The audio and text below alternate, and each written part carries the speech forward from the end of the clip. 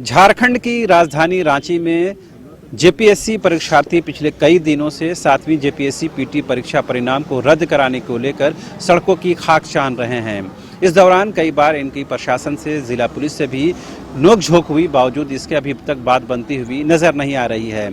इस आंदोलन में 2-3 चेहरे जो हैं वो खुलकर सामने आए हैं, उभरते हुए नजर आए हैं। उसमें एक जो पहला नाम जो मेरे नज़रिए से ख़ास तौर पर लिया जाना चाहिए वो है मनोज यादव जी का, दूसरा नाम देवेंद्र नाथ महतो का और तीसरा नया नाम भरे हो सकता है, लेकिन इस आंदोलन की वो चेहरा ज़रूर बनी है कहकशां कमाल जी। इन तीनों लोग पिछले दिनों आपने सुना होगा जब किसान आंदोलन की बात हो रही थी तो देश के प्रधानमंत्री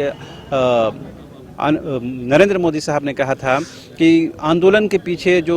आंदोलन जीवी लोग हैं वो इसको कहीं ना कहीं इंकरेज कर रहे हैं। तो उसी तरह का आंदोलन जब झारखंड में चलता है तो क्या उस तरह के आंदोलन जीवी भी यहाँ मौजूद हैं? मनोज यादव जी से सीधे पूछते हैं, क्या आप अपने आप को आंदोलन जीवी के रूप में देखते हैं? देखिए, मैं आंदोलन जीवी के लिए सरकार कोई भी रही हो, मुझे इसके मतलब नहीं है। आप जानते होंगे मैं पिछले 15 साल से यहाँ पर जो भी भ्रष्टाचार हो रहा है मैं उसका मुद्दा उठाता रहा हूँ। और विशेष करके आप देखे होंगे, चाहे तो दरोगा की बहाली हो, चाहे तो हाई स्कूल की बहाली हो, +2 की बहाली हो, जेपीएससी की बहाली हो, पारा शिक्षकों की बहाली हो, जो भी है जेन्युइन मुद्दा, मैं जेन्युइन मुद्दा को लेकर के जन आंदोलन करता रहा हूं। और सबसे बड़ी बात है कि मैं जो आंदोलन किया हूं उसको माननीय उच्च न्यायालय ने भी उनको सही ठहराया। जहां भी मैंने उनको काउंटर किया है सरकार को, वहां पर जो है सो माननीय उच्च न्यायालय ने हम लोगों को सही ठहराया है। हम आंदोलन जीवी अपने को नहीं कर सकते हैं, क्योंकि ये तो यहाँ भ्रष्टाचार करने वाले ही हम लोगों को आंदोलन जीवी बना दे रहे हैं। अगर हम देवेंद्र नाथ महतो जी भी हैं, उनसे भी पूछ लेते हैं, क्या देवेंद्र जी अपने आप को आप झारखंड का आंदोलन जीवी के रूप में देखते हैं?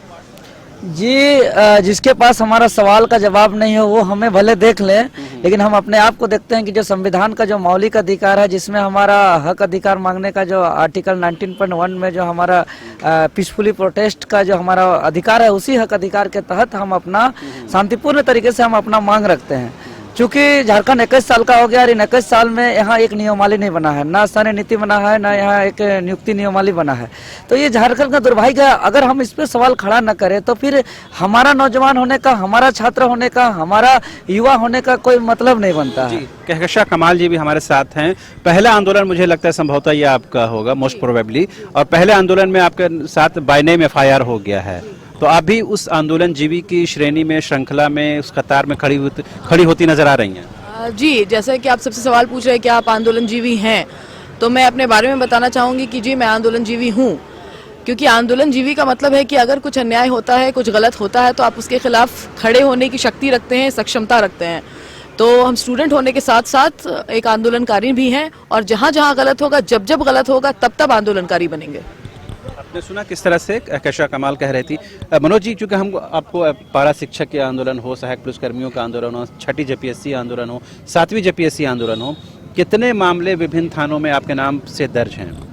देखिए, मैं जितने भी मामले दर्ज हैं, बहुत सारे मामलों में मुझे साक्ष्य के अभाव में बरी भी किया गया है, लेकिन विशेष करके हमारे कोतवाली थाने में, लालपुर थाना में और शायद गोंदा थाना में भी, ये सब सारे थानों में मेरे के खिलाफ में जो है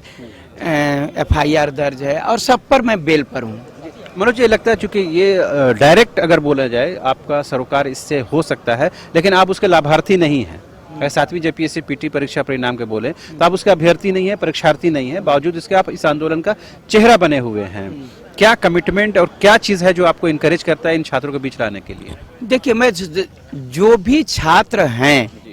और ये कभी नहीं समझना चाहिए कि हमारे वह परिवार के सदस्य, मैं नहीं हो सकता हूँ, परिवार के सदस्य हैं। अगर यदि परिवार के पीछे, मैं तो कहता हूं कि तमाम झारखंड के लोगों को जिनके बच्चों के साथ अन्याय हुआ है, उनके गार्जियन भी यहाँ पर जब आएंगे, जन आंदोलन होगा, तभी भ्रष्टाचार खत्म होगा। यहाँ बता रहे हैं कि मेरे साथ अन्याय हुआ, मैं जेपीएससी का इंटरव्यू तक पहुंचा, और मैंने ये सिस्टम को देखा, सारा चीज को देखा, लेकिन उस समय शायद हमारा गार्जियन सारे जिस प्रकार से मैं आज गार्जियन बन करके अपने बच्चों के लिए, अपने भाई के लिए, अपनी पत्नी के लिए, वो जो भी है उसके लिए मैं खड़ा हूँ, उसी प्रकार से शायद उस समय भी मेरा गार्जियन, पूरे झारखंड का गार्जियन अगर यदि खड़ा हुआ होता तो आज जेपीएससी का ये हिम्मत कभी नहीं होता कि ये अन्याय करता। और ये इतनी अनियमितता जो हुई है और ये जो है डिक्टेटरशिप जो चेयरमैन या जेपीएससी करता है वो चीज नहीं होता। जहाँ तक मुझे जानकारी है कि आप राहे प्रखंड से आते हैं और हर दिन आपको राजधानी रांची में देखा जाता है, उतनी दूरी से आना, अपने परिवार को देखना, खर्च देखना, तमाम आंदोलन की रूपरेखा तैयार करना, क्या चीज़ है जो आपको आंदोलनकारियों के बीच आने के लिए मजबूर करती है? देखिए, मैं झारखंड से बहुत प्यार करता हूँ और इस माटी से, यहाँ से, जल जंगल जमीन से इतना लगाव है मेरा कि और ये अन्याय हमसे बर्दाश्त नहीं होता है। और जेपीएससी जो है ना महज अभ्यर्थियों का मामला नहीं है, क्योंकि यहाँ से जो अधिकारी पदाधिकारी बनेंगे वो सीधे राज्य के सबसे निचले तबके के लोगों से जुड़ के काम करेंगे, चाहे वो वृद्धा पेंशन का मामला हो, इंदिरावास का मामला हो, या सरकार द्वारा गरीबों के लिए जो 10 रुपया का धोती साड़ी की बात हो, वो यही के पदाधिकारी जाएंगे। अगर यहाँ से चयनित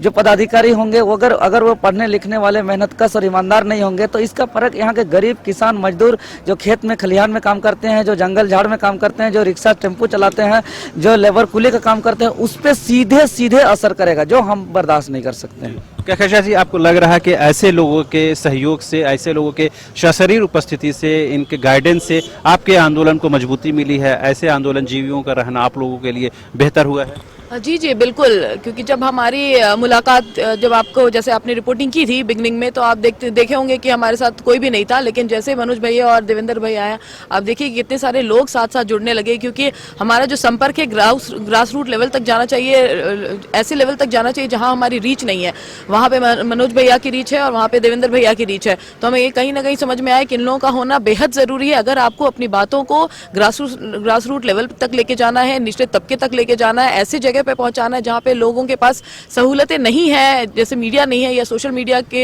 यूज नहीं करते हैं, बट अगर आप देखें कि इन लोगों की जो